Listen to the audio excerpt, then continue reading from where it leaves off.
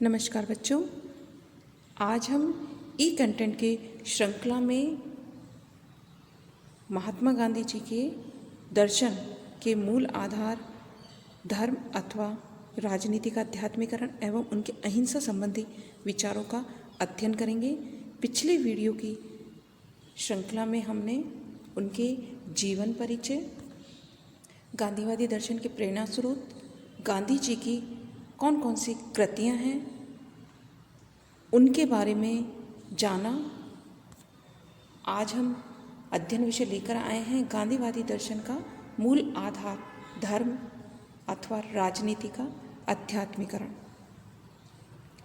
गांधी जी मूलतः धार्मिक प्रवृत्ति के व्यक्ति थे और जिस प्रकार उन्होंने अपने जीवन में धर्म का निर्वाह किया, उस आधार पर उन्हें भारतीय परंपरा का एक महान संत कहा जाता है। एक धार्मिक नेता होने के नाते गांधी जी धार्मिक रूढ़िवादिता और धर्मांधता के समर्थक नहीं थे और धर्म के संबंध में उनका दृष्टिकोण लौकिक और मानवतावादी रहा। गांधी जी की राजनीतिक विचारधारा का मूल आधार राजनीति के प्रति उनका यह आध्यात्मिक दृष्टिकोण ही है। गांधी जी धर्म और राजनीति को पृथक करने के पक्ष में नहीं थे।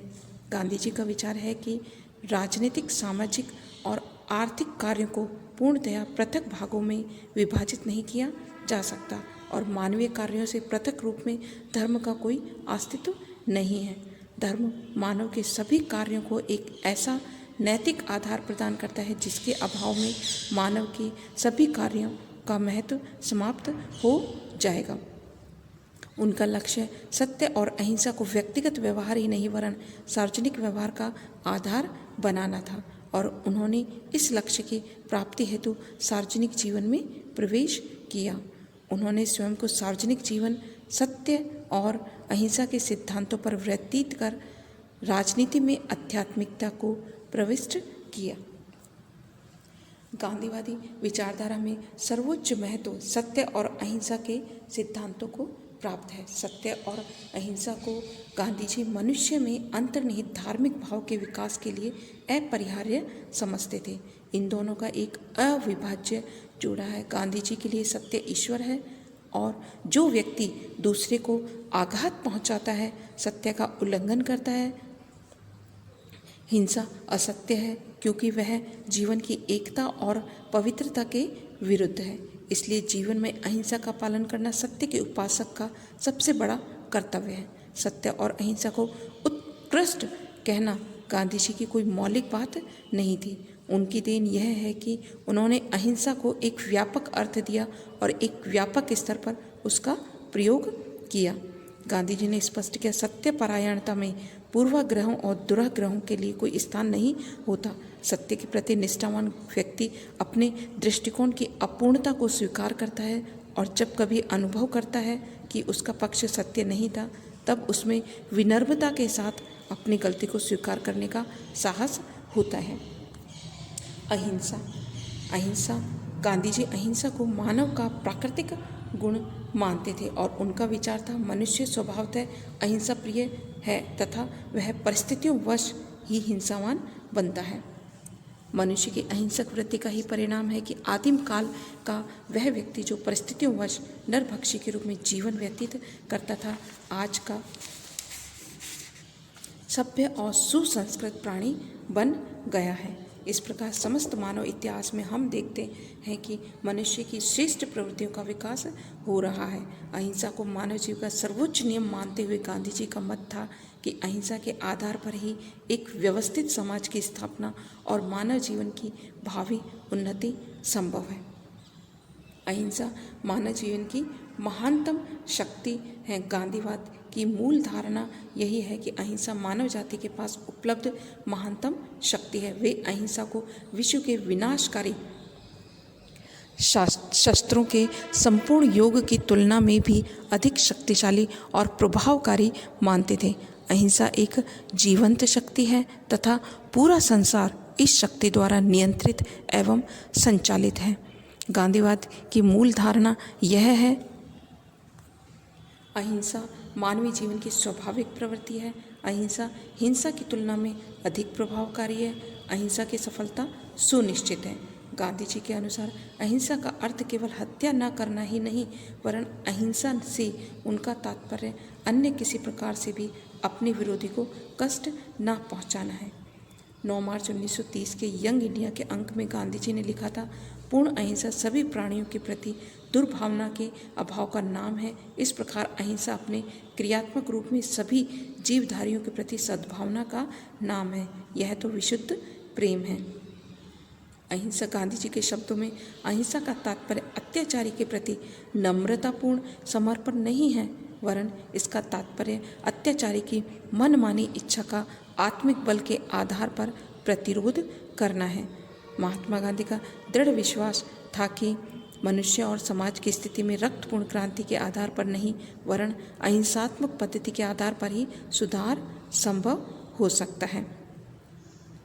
उनका विश्वास था, प्रत्येक मनुष्य में चैतन्य शक्ति होती है और नैतिक प्रभाव द्वारा इस चैतन्य शक्ति को जागृत करके उसका हृदय परिवर्तन किया जा सकता है। गांधी जी अहिंसा से आध्यात्मिक बल पाते थे और उनका विश्वास था, अहिंसा में कठोर हृदय को भी पिघलने की शक्ति होती है। गांधी जी का अहिंसा में दृढ़ विश्वास था और उन्होंने अहिंसा की निम्नलिखित 3 अवस्थाएं बताई: जागृत अहिंसा, औचित्यपूर्ण अहिंसा और वीरों की अहिंसा। जागृत अहिंसा, इसे अहिंसा का उत्कृष्टगत रूप उन्होंने कहा। यह साधन संपन्न या बहादुर व्यक्तियों की अहिंसा है। अहिंसा के इस रूप को दुखद आवश्यकताओं के कारण नहीं, वरन नैतिक धारणाओं में दृढ़ विश्वास के कारण ही अपनाया जा सकता है। जागृत अहिंसा से पूर्ण व्यक्ति में प्रहार करने की क्षमता रहती है, किंतु वह इसका इच्छुक नहीं होता। अहिंसा के इस रूप को केवल राजनीतिक क्षेत्र में नहीं, अपितु जीवन के सभी क्षेत्रों में दृढ़ता के साथ अपनाया जाना चाहिए। औचित्यपूर्ण अहिंसा, अहिंसा के इस रूप को जीवन के क्षेत्र में किसी विशेष आवश्यकता के पड़ने पर औचित्य अनुसार एक नीति के रूप में अपनाया जाता है। यह निर्बल व्यक्तियों की अहिंसा या असहाय व्यक्तियों का निष्क्रिय प्रतिरोध होता है। इसमें नैतिक विश्वास के कारण नहीं, वरन निर्बलता के कारण ही हिंसा का प्रयोग किया जाता है। यह जागृत अहिंसा के समान प्रभावशाली नहीं हो सकती। आंतरिक विश्वास नहीं, वरन परिस्थितियों की मांग पर आधारित होने के कारण अहिंसा के इस रूप में आवश्यक होने पर हिंसा का प्रयोग भी किया जा सकता है। औचित्यपूर्ण अहिंसा को व्यवहारिक अहिंसा भी कहा जा सकता है। वीरों के अहिंसा, कई बार डरपोक और कायर व्यक्ति भी अहिंसा का दम भरते हैं, किंतु उनकी इस प्रवृत्ति को अहिंसा नहीं, वरन डरपोक और कायर व्यक्तियों की निष्क्रिय हिंसा कहा जाना चाहिए। गांधी जी के शब्दों में कायरता और अहिंसा पानी और आग की भांति एक साथ नहीं रह सकते। अहिंसा वीरों का धर्म है और अपनी कायरता को अहिंसा की ओट में छुपाना निंदनीय तथा घृणित है। अहिंसा के सामाजिक व राजनीतिक आयाम। अहिंसा गांधी जी के अनुसार केवल व्यक्ति का सद्गुण नहीं, वरन सामाजिक जीवन और राजनीतिक व्यवस्था का भी विश्वसनीय आधार है। यदि हम अहिंसा के आदर्श को व्यक्तिगत सद्गुण तक सीमित रखते हैं तो यह अहिंसा की व्यापक और रचनात्मक शक्ति का अवमूल्यन होगा।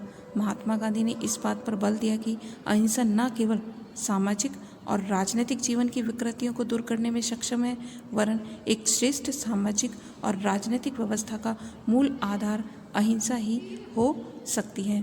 अहिंसा सामाजिक जीवन और राष्ट्र के सामूहिक जीवन का सर्वोच्च धर्म है। अहिंसा के अंतर्राष्ट्रीय आयाम।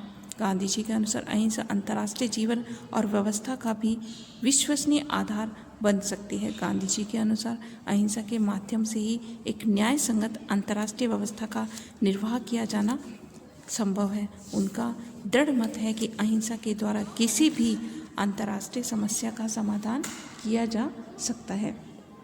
इस प्रकार गांधीवाद एक पूर्णतया नैतिक दर्शन है और इसके अनुरूप ही उसकी कार्य पद्धति भी पूर्णतया नैतिक है। सत्य और अहिंसा पर आग्रह के साथ साथ गांधी जी इस बात पर भी जोर देते हैं कि हमारे साधन साध्य के अनुरूप ही होने चाहिए। साधनों की अनैतिकता निश्चित रूप से साध्य की नैतिकता को भी नष्ट कर देती है।